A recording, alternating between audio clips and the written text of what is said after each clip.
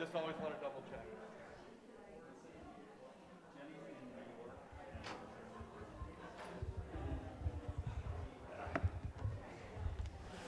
Welcome, everybody. Apreciados amigos y amigas. Welcome, friends. It is fantastic to be back here. Do you know this is the first time that we have been back in this space since the first Sunday of March 2020? So, thank you. And thank you for everyone who kind of stuck with All Saints and stuck with the forum. And part of what we found during the pandemic is a couple things. First of all, we realized that we could have anyone who could get in front of a computer anywhere on the planet in the forum. And so while we are always going to want to have, like our guest this morning, amazing people who can come and be with us physically, we've also learned that we can globe-trot, we can hop around the globe and get really amazing people in here from all over the country and all over the world. And that's going to be the case next week when our primary speaker, and I want to get her name right, is Professor Linda James Myers. And she is a really amazing psychologist. She specializes in psychology and culture, moral and spiritual identity development, healing practices at intersections of race, gender, and class at Ohio State University. And she will be joining us virtually, and we'll have a chance to interact with her. The other thing that we learned, which we kind of already knew, was that the old forum used to go from 10:15 to 11, and it just always felt rushed. We had amazing people here, and it just never felt like we got to spend the time we needed to. And then when we expanded it to an hour when we were on Zoom, it felt like we could breathe and it felt right. So that's why we've trying on the change of, instead of having the next service start at 11:15, having it start at 11:30. And we're going to have really a little more time just to be together. Another thing that we're trying on, and we've had a really great team. Bill Deverell is here, who's been working on this team. Monique Thomas, Thomas Diaz, Brunel Anderson, Jillian, a dear friend of ours who's in Philadelphia, is sort of representing the online community. We've really been looking at how can we try some new things with the forum. One of the things that we talked about is we would have amazing speakers in here, and they would talk, and we might be able to have some back and forth with each other. But then we never really got to interact together, and we were always kind of on to the next thing. And so part of what we're going to try on over this month and perhaps the next several months, and we're going to want to hear from you about how you feel about it, is first of all, having some themes tie several Sundays together. We're starting that off this time by really taking the month of October and looking at the idea of public health.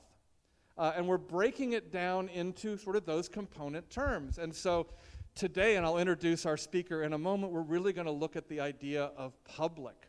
What does it mean that we're not just individuals, that we are connected with each other? Certainly COVID has highlighted that in new ways. What is the history of that as an American people and a culture? Where have we struggled with that? How has that developed? And then next week, Dr. Myers is going to help us look at that idea of health. What does it really mean to be healthy? Does it just mean to be free of disease? What are the markers? What are the barriers? Is there a relationship between physical health, spiritual health, financial health, emotional and mental health?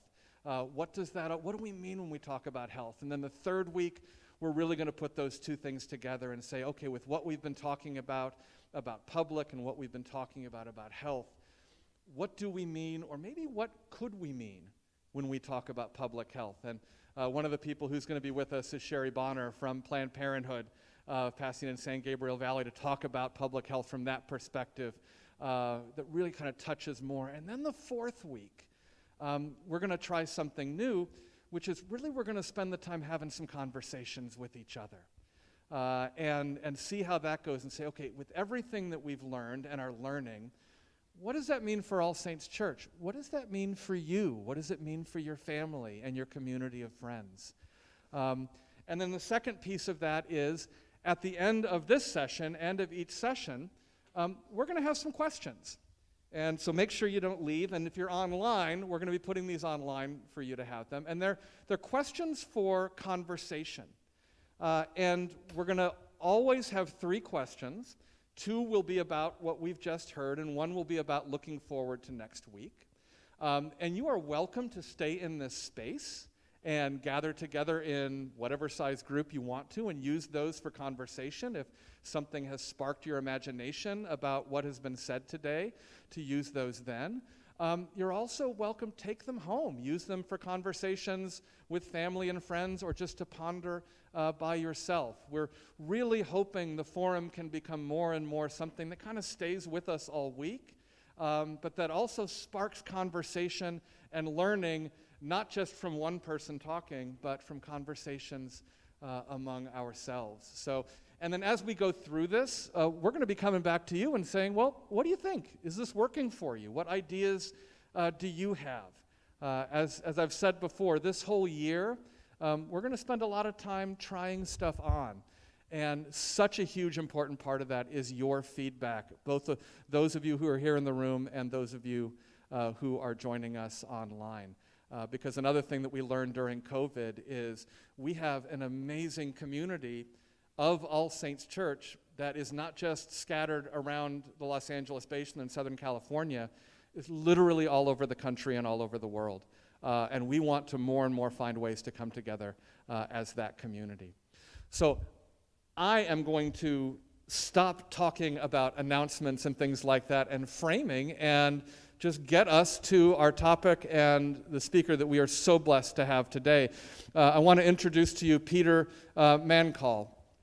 Peter is the Andrew W. Mellon Professor of the Humanities and Professor of History and Anthropology at USC. He is the author of 7 books. Some of these have great titles. Fatal Journey, The Final Expedition of Henry Hudson, A Tale of Mutiny and Murder in the Arctic. That should be like a Netflix series. Yeah. Nature and Culture in the Early Modern Atlantic, The Trials of Thomas Morton, an Anglican lawyer, his Puritan foes, and the battle for a new England. He's going to talk a little about that. He's currently writing a book called American Origins, which will be volume 1 of the Oxford History of the United States. 2019, 2020, I guess just when COVID started, you were the Harmsworth Professor of American History at Oxford. His work has appeared in Time, The Wall Street Journal, and American Heritage, and has been featured on The Daily Show with Jon Stewart and NPR's All Things Considered, which is probably the best kudos you can probably get in today's society. Peter is with us to really help dive into that word public. And I think you don't want to hear me talk about Peter, you want to hear from Peter. So Peter, welcome to All Saints. Great to have you here. Do I need to hold the mic? Is that? Oh, okay. This will be good. Thank you very much for that generous introduction, and I am so honored to be speaking here today. And I want to thank, of course, my good friend Bill Deverell for inviting me here. I mean, it's just a huge honor for me. A week ago, I was in Northern California talking about Thomas Morton in a talk that the title I got from my wife, Lisa Padel's here, called Bad Pilgrims. Today is going to be a little bit different from that. Before I get going, let me tell you what I'm going to be doing here. I'm going to start with reading very briefly from a very famous American sermon. And then it'll be sort of a short version of New England history, because I wanted to approach this idea of the common good with a very specific historical example. And I'm a historian primarily of 16th and 17th century North America. And so what I want to talk about is that what I know best, and I think it opens up things, because even though that's a population very removed from us and very removed from the majority of the population, the issues that they wrestled with are actually sort of foundational to human societies, and I think important for us today. And just a brief footnote, I usually talk about the Pilgrims and Puritans in November, because that's, of course, Thanksgiving, but just in case you don't know it, this year is the 400th anniversary of the first Thanksgiving. It wasn't last year. It is this year. We can talk about Thanksgiving as a holiday, but let me start by going into a sermon that I imagine you know. I'm 100% certain that you know one piece of this sermon, but this is a model of Christian charity, John Winthrop. And Winthrop allegedly wrote this as he's coming over on the Arbella, going to Massachusetts. And if you remember your New England history, I'll go over this in a minute, the Pilgrims had arrived in 1620 as sort of a subset of this larger group of English Puritans. And the Puritans are going over in 1629 and then found Massachusetts in 1630. In the course of setting up what they're going to do, and this, when religion is so central to what they're going to do, he gives this sermon. Again, this is from a model of Christian charity, which I'm going to read two brief parts. Okay? And again, this is, I hope, to get at the theme of the common good. He's talking about the work we have in hand. It is by a mutual consent, through a special overvaluing providence and a more than ordinary approbation of the churches of Christ, to seek out a place of cohabitation and consortship under a due form of government, both civil and ecclesiastical. In such cases as this, the care of the public must oversway all private respects, by which not only conscience but mere civil policy doth bind us. For it is a true rule that particular estates cannot subsist in the ruin of the public. That is, if you're out just for yourself, the society will collapse. Okay? Now, the most famous portion of this sermon, and then I'll turn away from Winthrop for a little while. For this work, for this plantation to succeed, we must be knit together in this work as one man. I apologize for the gendered language of the 17th century. Knit together as one man. We must entertain each other in brotherly affection. We must be willing to abridge ourselves of our superfluities for the supply of others' necessities.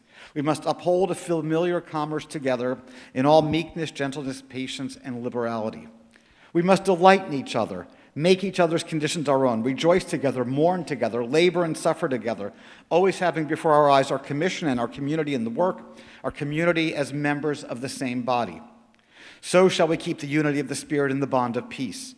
The Lord will be our God and delight to dwell among us as his own people, and will command a blessing upon us in all our ways, so that we shall see much more of his wisdom, good, power, goodness, and truth than formerly we've been acquainted with. We shall find that the God of Israel is among us, when 10 of us shall be able to resist 1,000 of our enemies, when he shall make us a praise and glory, that men shall say of succeeding plantations, the Lord make it like that of New England, crucial line, for we must consider that we shall be as a city upon a hill.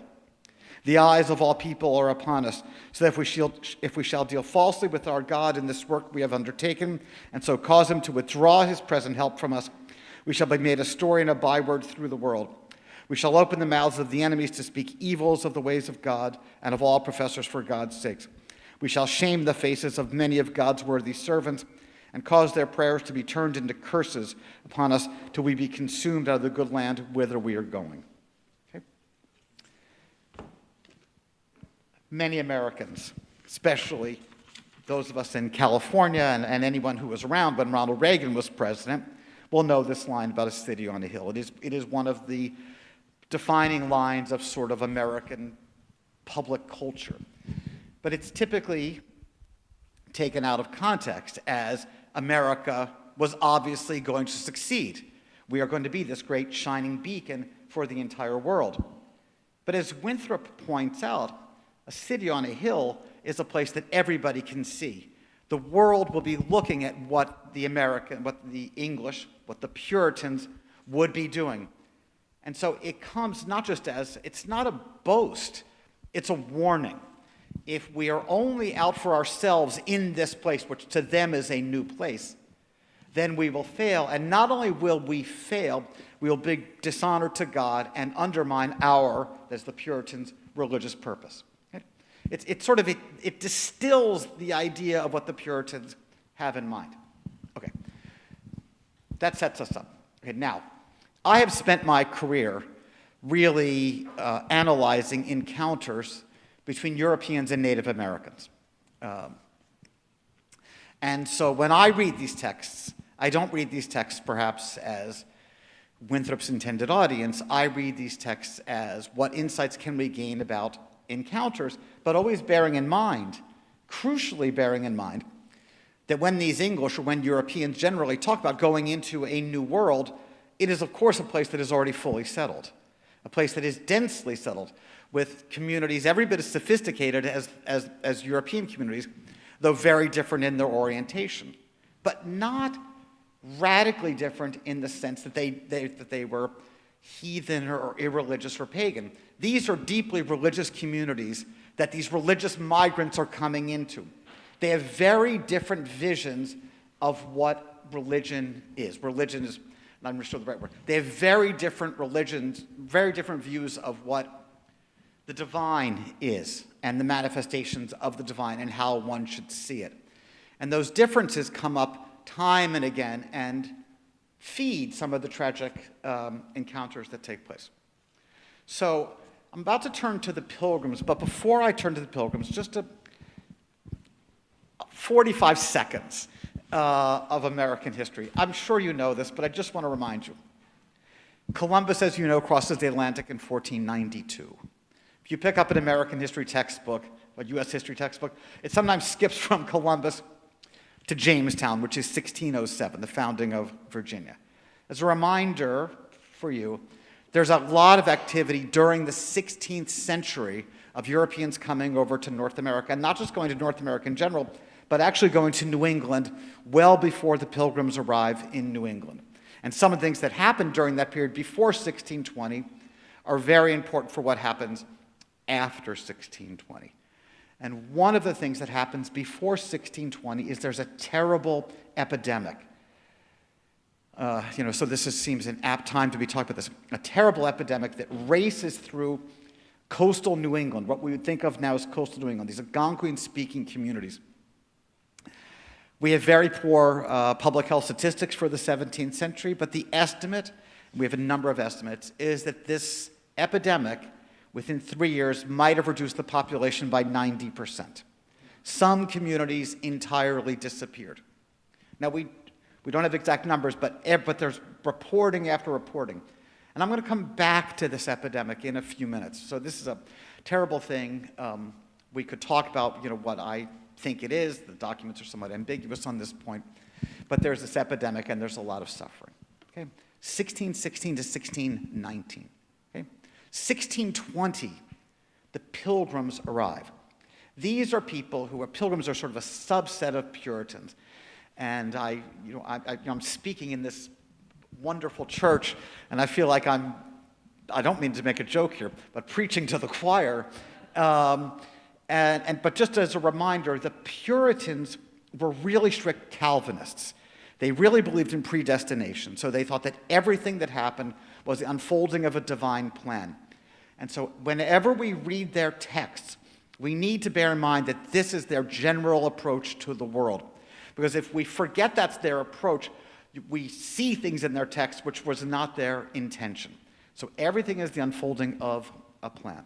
Okay. So 1620, the Pilgrims come over. This epidemic has just happened. They go to this area, which had been settled. We know it was settled. Europeans knew it was settled because Champlain had come through 15 years earlier and drew the area where Plymouth is. And you see this basically small farming community there on the shores of what is now Plymouth, Massachusetts. So there's no doubt that there are people there. But the Pilgrims show up, and their great leader and historian is William Bradford. And Bradford wasn't supposed to be the governor of Plymouth, but he quickly becomes the governor because the other guy passes away very quickly. So Bradford comes in, and he is their governor for much of the first couple of decades. And around 1630, about 10 years after, just around the time that the Puritans are arriving, slightly north of Massachusetts, Plymouth, a little south of Boston, the Puritans are arriving in Boston, Bradford sits down to write the history of this place. And this is the book, a very famous book, that we call Of Plymouth Plantation. Right? And it's a book that is well worth reading. Actually, it wasn't in print for a long time. It's been in print since the middle of the 19th century. It's really an important text. Bradford writes about the arrival of the Pilgrims. He takes note of the fact that there had been this epidemic earlier. And in his way of writing, in which everything is the unfolding of a divine plan, the epidemic happened to them, happened to the native peoples. And when Bradford shows up, when Bradford shows up and writes about this, he tries to reimagine what it was like. So I'm doing some of this from memory, so I'll be slightly off in the phrasing. But basically, he writes in there that the Pilgrims arrived in what he called a wilderness, right? Which we know wasn't the case because we know it was a settled landscape. He calls it a wilderness, into thick woods, and then one of his lines, full of wild beasts and wild men, and what multitude of them they didn't know. Wild beasts and wild men, right? Right. Now, the English had already seen pictures of this place, drawings of this place, that show that this is not the case. But this is the rhetorical convention. And Bradford is setting the scene of this sort of mission into this wilderness to create what they think of as a new godly society. And in one of these memorable moments in the opening of a plantation, opening the American section, memorable moments, he's always referring to Scripture. He says basically, we looked around and there's all these thick forests. And we couldn't find anything like Pisgah, the mountain where Moses ascended to see the promised land. There was nothing like that. So all we could do is look up to God. Right? This is how he sets it off. So he sets off this very dramatic, we've entered into this place. We need God. We will do God's bidding. So during the 1620s with the Pilgrims, then in the 1630s, the Puritans arrive. More and more of these English dissenters, these are people who dissent from the Church of England and come over to create a new society. Among the people that come over, we have this sense that, we don't need to have this sense. If you get the New Yorker, I've always thought there should be a great book, the New Yorker book of Pilgrim cartoons. I will guarantee you that next month there will be at least one Pilgrim cartoon. And I will almost guarantee you that that Pilgrim cartoon will show people either going to church, because they are always going to church, or it will show them and it'll be wintertime, because it is always wintertime, and it will show them as being killjoys because they never had any fun. Because the New Yorker humor, like Mencken's humor, is that the Puritans, spent all their time being awake, fearing that somewhere, someplace was having a good time, right? So this is our stereotype of the Puritans. Okay. Well, it turns out that in 1624, 1625, an Anglican, a lawyer named Thomas Morton, goes over and sets up in a little trading camp, little up from Plymouth, which had been called Marymount, view of the sea. And he's a fairly happy-go-lucky guy, I guess you could say, and he has a very different vision than the Pilgrims and Puritans. And he sets up a maypole. So if you know what a maypole is, right? These are things that we tend to think are very, very festive. He sets up this maypole, and he starts to dance around it. And he dances around it with some of the local Algonquian-speaking peoples, and he seems to provide them alcohol, and he seems to provide them guns. And this really angers and upsets the Pilgrims. And so the Pilgrims come in, and they go and they arrest Morton, and they send him back to England. So as one of my lines about Morton is that Morton has literally one of the great cameos in American history, where he comes in, dances around the maypole, and then leaves again. But Thomas Morton was not so easy to get rid of. Thomas Morton, the Pilgrims all thought, we got rid of him, and Bradford goes on about how much he hates Thomas Morton. Morton comes back, and this time he goes to Massachusetts. Now John Winthrop, governor of Massachusetts, they said, he's a terrible guy, we have to get rid of him. He gets into a theological dispute with the people in Massachusetts. So they get rid of him. He goes back to England. When he's back in England, he writes a book. The book is called New English Canaan, this new place for this new Holy Land. And the Puritans in England suppressed the book, so it doesn't appear for a few years.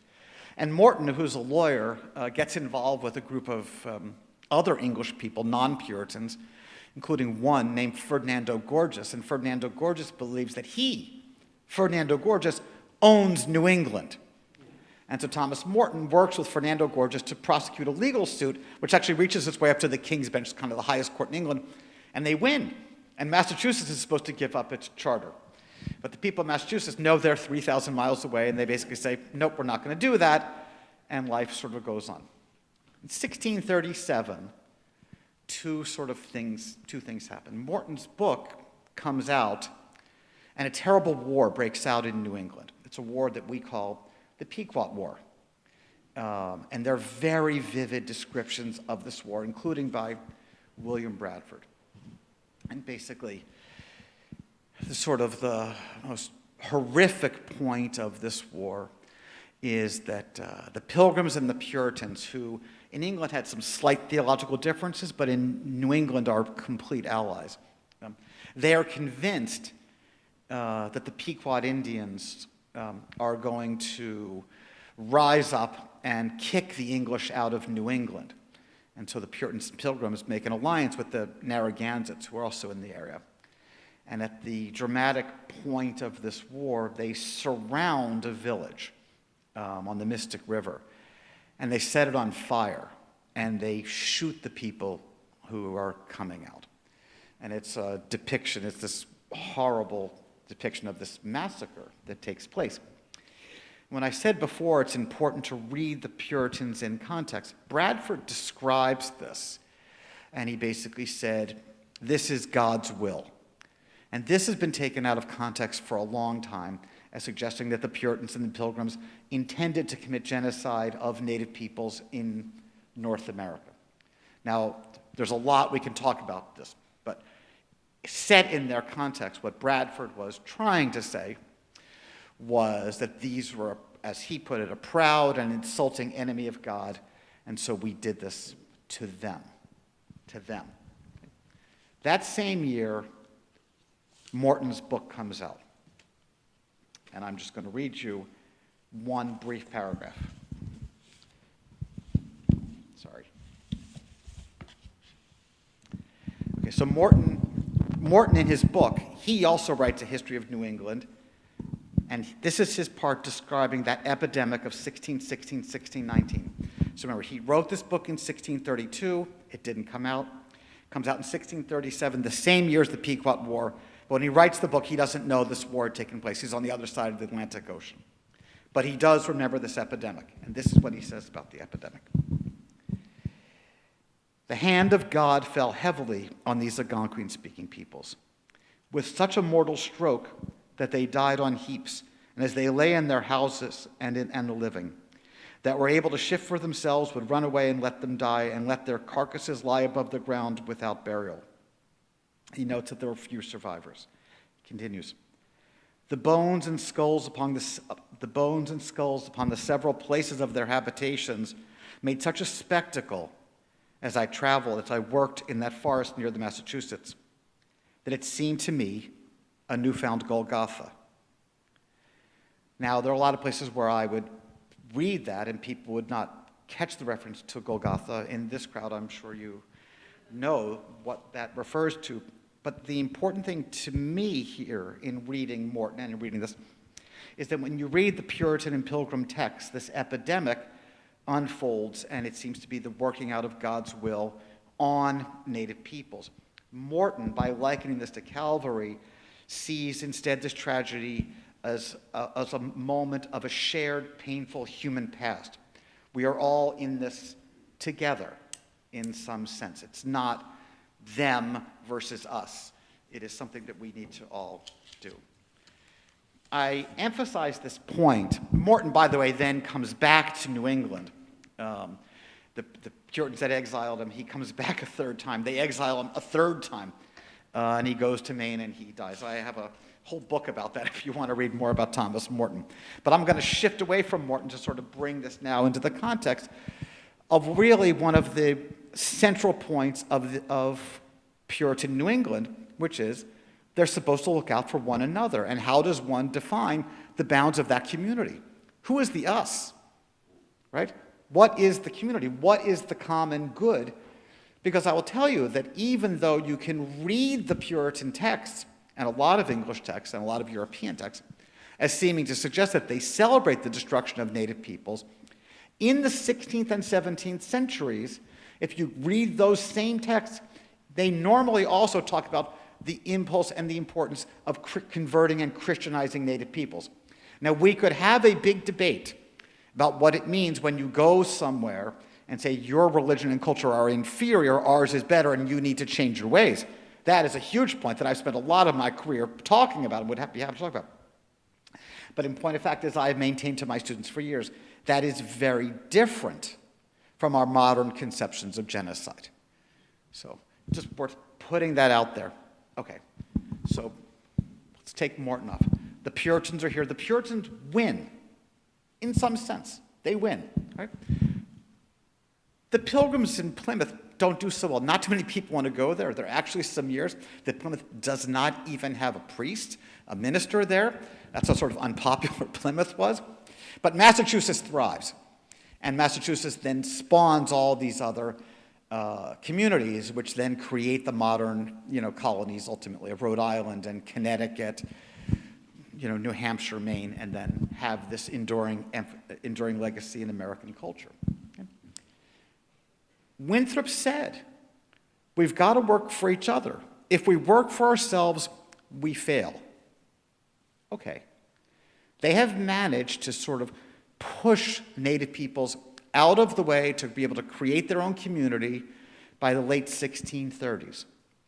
So we said to ourselves, okay, this is a great natural experiment. What happened, right?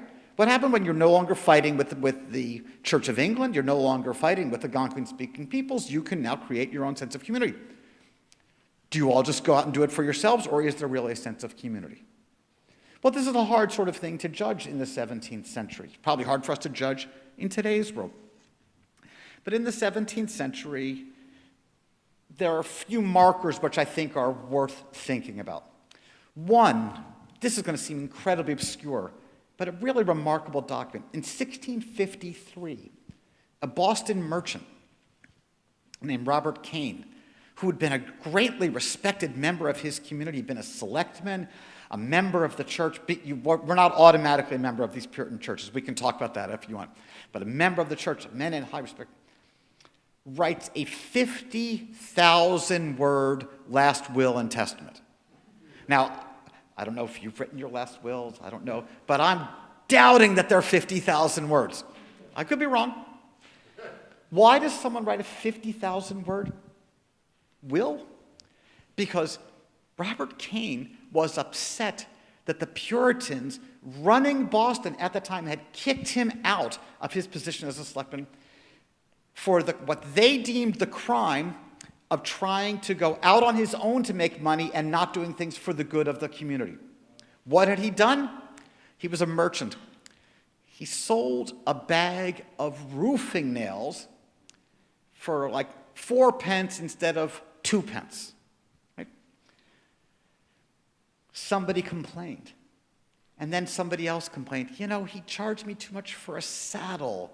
He charged me too much for a coat. And the figures there, this is a place where they intended church and state to be integrated, not separate. That's a later American notion. They basically said, he's out for himself. This is not what God had in mind. And so they go after him, and then he responds, basically saying, I am as good a Christian, a Puritan, whatever you want, as you, and he writes this last thing.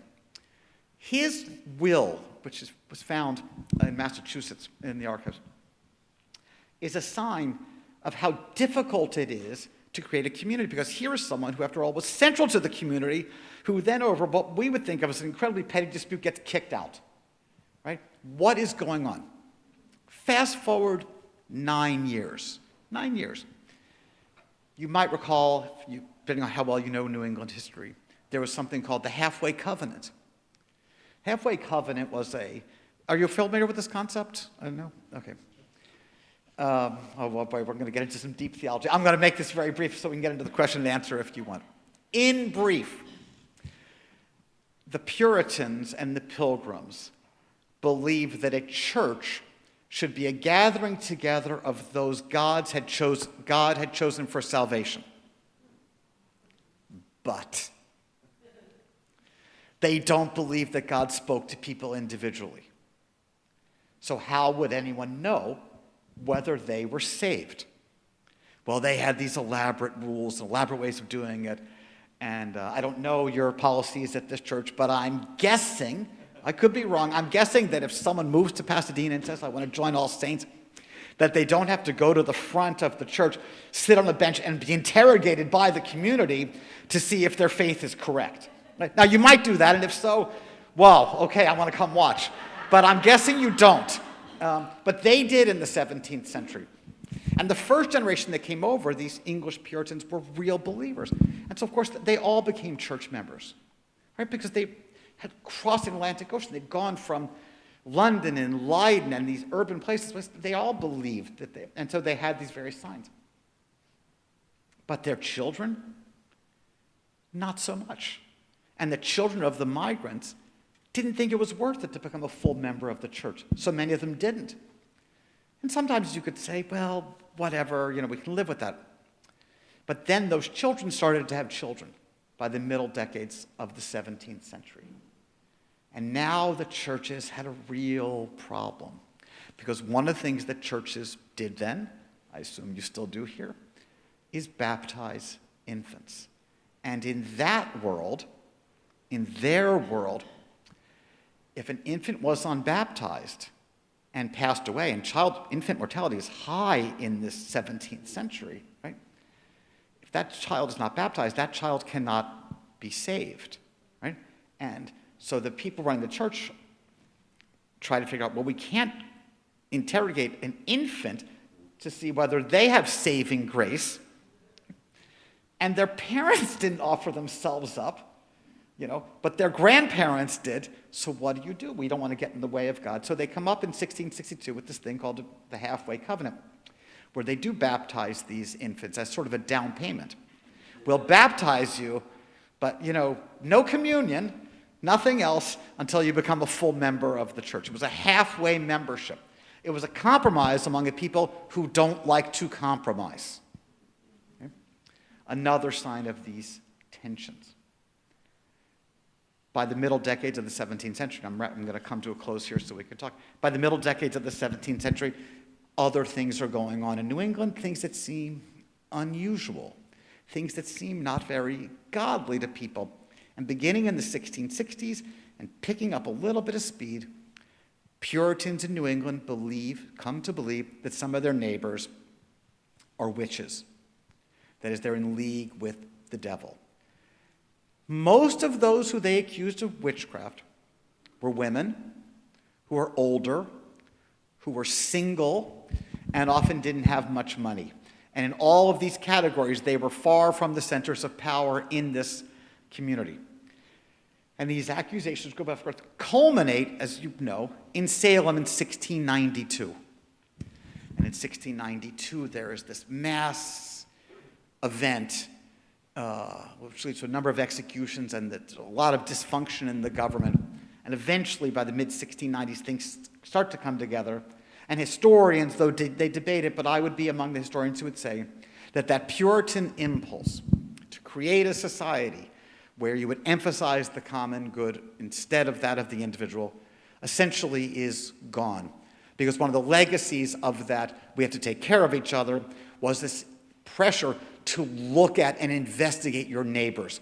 And so when they were doing something that you thought didn't fit in God's path, then that was a danger sign, and you persecuted them.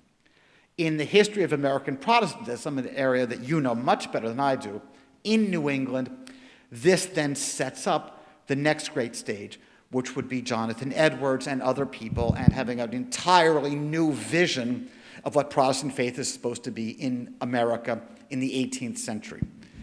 But it's no longer based as much on the idea of this common good as a community so tightly wound, and it instead becomes a range of religious practices that become very adaptable to American society as it develops across the 18th, 19th, 20th, and into the 21st centuries. So to bring this back, and then we'll talk. I hope this has been about the right amount of time. We ask this question. Here was this religious idea, and here was a situation where you'd think this could work, and it doesn't. And so people now go back and look at the Puritans, and they see other things about the Puritans, other things about the colonists in the 17th century. Like these are people who sort of started the streak of what becomes American individualism, and help plant the seeds of what becomes the market economy as we understand it. These are things that Winthrop and Bradford would not have wanted to happen, but they happen, and it's for us to make sense of it. So I think with that, well, I'll come and talk to you, and so thank you. I want to, just make sure. First of all, just thank you. There's so much, and I want to open this up to you all. For folks who are watching us and participating online, want to make sure if you have a question, you can use our text number, and that's 910-TEXT-ASC, which is also 910-839-8272, 910-839-8272. I could have a ton of questions. I just want to ask maybe one and a half, and then I really want to open it up to everyone. And Bill, if you could maybe grab this so people can ask questions and jump in with anything that you have. First of all, thank you so much, because part of why we wanted you to come here is, as been said so many times, past is prologue. And if we want to understand how we got to how we are, we need to go back and look at some of these roots that you have given us. To go back to just the beginning of what you said in John Winthrop and that sermon, which was, I don't know about anyone else, but I had never heard it framed that way. I had heard it framed in the Reagan way, of the city on the hill being this triumphal image. And what you said is it's a place anyone can see. It's a warning. And that if we're out only for ourselves, we will fail and dishonor God. And so, part of what I just love for you to reflect on right now with your knowledge of John Winthrop is, what would John Winthrop, looking at America as, would John Winthrop say, yes, America is a city on a hill today? And what do you think, based on what he had wanted, that he would say? Would he say that yes, it's a city and it's a failed project? What do you think Winthrop would say if he could see us today? So that's a great question. And I will probably have not a great answer, but my sense is that John Winthrop would be very unhappy with what he sees in modern America. I can't be sure, but there's one thing I know he'd be unhappy about. John Winthrop, in his role as governor of Massachusetts, twice exiled Thomas Morton in his role as governor. In 2011, the governor of Massachusetts then, Deval Patrick, declared Thomas Morton Day.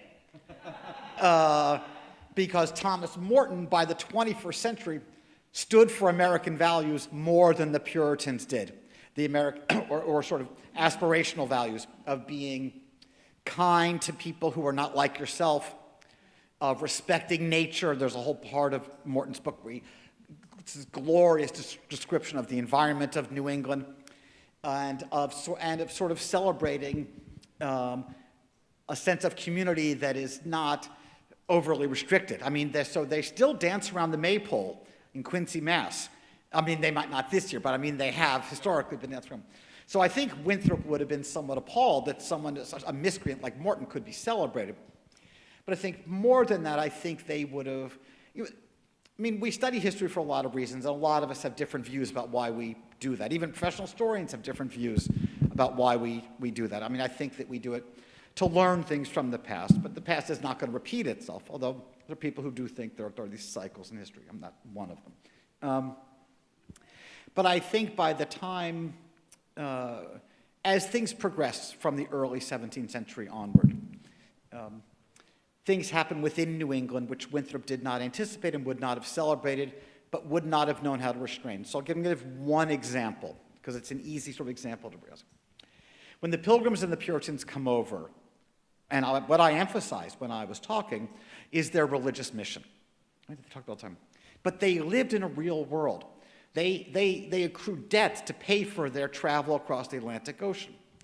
And if you know New England, I don't know how many of you are from New England or have ancestors in New England, New England is not the most agriculturally fertile part of what is now the United States. So the way to make money in New England was through the fur trade. And the way to make money in the fur trade was to form alliances with indigenous hunters so that they would bring you furs. because natives knew how to find the most valuable furs much more readily than the colonists did. So they form these relationships, and they start to pay native peoples in goods that native peoples want. And that's a whole complicated thing, but basically. And so native peoples, to get these goods, start to bring in more beaver and other animals. The beaver is the crucial animal at the time. Before Europeans had arrived, native peoples, and I don't mean this to sound like a sort of a stereotype, but native peoples primarily really lived in great harmony and balance with nature, and would never have overhunted any specific species, because that would have cast things out of balance. Now, we can see the ecological advantages of that way of living. There's a reason why you want beavers around, because they help maintain watersheds, right? But they had this other way of doing it. But when the forces of the market come in, and native people's populations have thinned because of epidemic disease and because of warfare, and what I didn't mention also, there are colonists who were capturing and enslaving and shipping some natives in New England to the West Indies to be enslaved. They start to overhunt beaver, especially. So by 1650, which Winthrop is still, these people are still around in 1650, the migrants, beaver are basically gone from much of southern New England. They're gone. So they have, within a single generation, created this sort of ecological catastrophe. And a very well-known environmental historian, who's a friend of Bill Deverell and a friend of mine, named William Cronin, who's at the University of Wisconsin, wrote a very influential book in 1983 called Changes in the Land, where he basically said that on the one hand, the colonists said they would coexist with the natives, but on the other hand, the colonists' economic drive undermines the way to do things together, and ultimately creates tensions. Winthrop couldn't have seen it from that perspective, but Winthrop has this idea that there will be these small communities, and they will sort of be planted, and then they will exist for generation after generation. One thing that he didn't anticipate about the environment of New England, that none of the Europeans anticipated, was that New England in the 17th century was probably one of the healthiest climates in human history. And we know that because there's very small numbers of infants who passed away. When I talk about the halfway covenant, that was their fear from the old world. But in point of fact, the average Pilgrim Puritan family probably had 10 kids in it. And the vast majority of them make it to age 21. And if you make it to age 21 in the 17th century, chances are you're going to make it into your 50s or 60s. And not only did people make it to their 50s and 60s, there are records of people making it to their 90s, to 100. So it's an incredibly healthy thing. Winthrop, like Bradford, had an idea about how a community should form. They had no idea what would happen when the population would naturally expand so quickly, which it did with all of these children. And that created all of these other pressures, including pressures of colonists going further out into what Bradford had called a wilderness, putting more pressure on the native peoples who remain in New England to take their land away, further weakening relations between them, and then leading to behavior which over time seems to become yet more individualistic. So I think that had Winthrop lived to be 130 or 120, he would have been very disappointed at what he'd seen. But that's my read of it, and it's a counterfactual. Thank you. I've got like 5 different places I could go, but I want to see what are the questions. John, go ahead. Okay. So, number one, thank you so much for the presentation. I am a New Englander, and I had relatives in Salem who were murdered, Malleus Malefactum and all that. So, but what I heard from your talk was a progression from an emphasis on community to ultimately not working, and the example is the witch trials, to then individualism, and now here we are, and that's not working. So do you see a cycle? And if you do, is there a way to break it? Because I don't think by the time the witch trials occurred, we really were in community. I think that was all individualism as well. The part of the transition period. But that's my opinion. So do you see a cycle, and is there a way you see we can break it? That is a great question. And we could talk forever about Salem, but I'm not going to talk about Salem. I mean, I should say, if anyone wants to follow up this conversation, just email me, and I'm happy to always talk about 17th century New England. But this question about, this sort of move into individualism, the Puritans would say a descent into individualism. I don't want to use that word, but a move into individualism. What I'm about to say might seem like a strange comment. Like, I'm just thinking this now, so I stipulate. We live in a society which seems so highly, obsessively individualistic, right?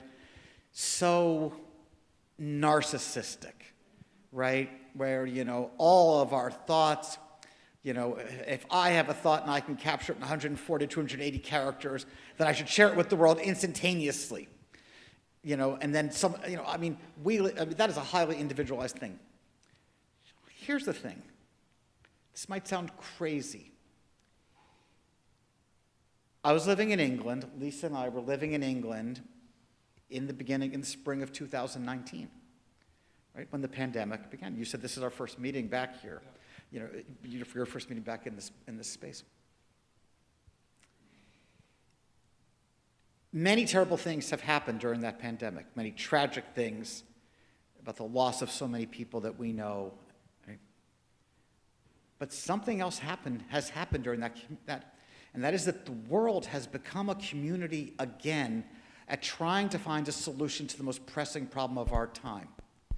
And just put that in sort of contrast with, say, so my family, so I'm Jewish, so put that in contrast to, say, the Holocaust, right? The world didn't come together and say, here is a specific problem. People in the world came together and said, this is a problem that we should do something about. This problem that we're facing now, this public health problem, the pandemic, people from all sorts of different societies and cultures have put many of what we think are our best minds working together, sharing information, and coming up with, I don't mean to make a political statement, vaccines. You're on safe ground. Okay, I'm not trying to make up, anyway, that have enabled us to now see that through this common work, we are going to get back to something approaching normal again. Now, maybe, I don't know what explains that, and maybe you could say, well, that's not about a sense of community, but I think deeply it is, because one of the things that the pandemic has done is it's revived the notion of public health. Because the American medical system has not been historically about public health. If there are any physicians in the room, my father and brother are doctors, so anyway, but it's been about individual care. Public health is now very much on our minds. We are sitting here in this wearing masks, not to protect ourselves, but to protect each other. Right? That strikes me as a very deep and profound sense of community. So I think in some sense, while I emphasize growing individualism in New England, which I do think happened, I think that there are these strains of sort of communal things, a sense of the common good, which maybe too often lurk beneath the surface. And maybe it needs a crisis to bring it out, but I do think that that capacity is still there. Not in the way that the Puritans had in mind, where I would come to your house and investigate everything you do to decide, are you acting in a godly way, and if not, kick you out.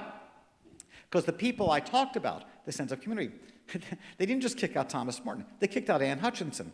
They kicked out Roger Williams.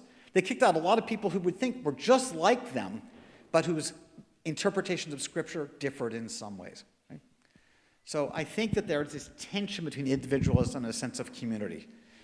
So I'm saying I think there's some. I went on a bit, but that's my. And even in that though, I think you're absolutely right. We came together as a world to develop vaccines, and once they're developed, the companies that developed them didn't share their intellectual property with the world. They said, no, we developed this, we're going to profit off it, where they could have just released it and said, no, this is a global public health crisis. We're going to release this and concentrate and let everyone have a chance to make this. And so, even there, I mean, I think not to sort of disagree with what you said. No, I agree with it. It's a both and. That's a both and. We've got a few more minutes. I think. No, go ahead. You've broadened the discussion to the contemporary situation in which we talk about seeking a common good across cultural groupings. Your presentation was entirely on seeking the common good for a white colonist group in Massachusetts in the 17th century. Broadening your historical period, are there examples pre-Revolutionary War, for example, in which there were persons seeking a common good that included Native Americans and the white settlers. I mentioned, for example, the Moravians in Pennsylvania and New York. And could you tell us about it? So the Moravians are a great example. Thomas Morton, who I talked about, had this vision of coexisting with native peoples. There were, so it depends on how one sort of poses the question. So there are formal religious groups like the Moravians. Also, there's, starting in the late 17th, early 18th century is when you see the spread of the Society for the Propagation of the Gospel in Foreign Parts. And so there are ministers who are going out to live among native peoples, right, with the idea of bringing them together. One of the great intellectual achievements, sort of the Puritans in some sense, is what's sometimes referred to as John Eliot's Indian Bible, in which they translate the Bible into what was then called Massachusetts, what's now known as Wampanoag, with an idea of creating a text that would facilitate cross-cultural communication on religious matters and presumably other matters. Because Europeans always believed that religious conversion was one part of living together. Natives had to change in other sorts of ways. But there are plenty of Europeans, especially those who do not live in the centers of population, who are living among native peoples, who form families with native peoples. It's far more common in New France than where the English went. And it's more common in places where the Spanish and the Portuguese went than where the English went. But certainly I would say that that Europeans who come over and become integrated into native societies, are a sign that, this cultural movement could go either way. There are a lot of religious texts, actually from the 18th and into the early 19th centuries, so-called captivity narratives, which are stories about people who have been taken captive by natives, and some of whom resist coming home. So I would say more on the individual level. So the Moravians in the 18th century are a relatively small group, and they're in a colony in Pennsylvania especially, which is more tolerant and open to Europeans and natives living together than most of the other colonies were. And it has a different history with native peoples. But it's not like you couldn't find them, but they would tend to be smaller. And it's important for us, the problem of being a historian of my period is that virtually all the documents I have come from one side of this cultural encounter. Because it's very important for us to realize that there are native peoples who are also very eager to work with and live with Europeans and create other kinds of communities. And one of the things that gets forgotten is even when you get to the Revolution, before the Revolution, there are native peoples living in all these colonial towns and cities. They're coming in and out regularly. So there's much more going on than our sort of stereotype of they're always separate. Thank you. We expanded this from 45 minutes to an hour, and we're at an hour, and I feel like we could keep going. And are you able to sort of stick around for a few more minutes if people want to talk individually? Absolutely, but I don't want to take them away from your No. We're going to have to go up, and so feel free to stay here. And part of what I want to, again, reminding is we've got some discussion questions, and I'm going to leave them over here. And you're welcome to stay here. You can engage Peter. Can we just thank Peter, please? Thank him for his time. Thank you so much. Just really quickly, I'm going to read these questions, and we're also going to post them online. The first is really kind of bringing it home to you. What messages did you get from your family of origin, school, and faith community, if any, when you were growing up about community, our responsibility or lack of for each other, and the balance between working for the common good and personal gain? And then also, how have those messages changed as you have gotten older? Second, the Puritans thought that this land's indigenous people dying was all a part of God's plan. Thomas Morton, who you talked about, talks about this newfound Golgotha and that we are together in suffering, not them suffering and us benefiting. Where do you see both streams of thought active today within America and in our nation's relationships with the rest of the world? And then the third one is looking forward to next week. Next week we'll be looking at health.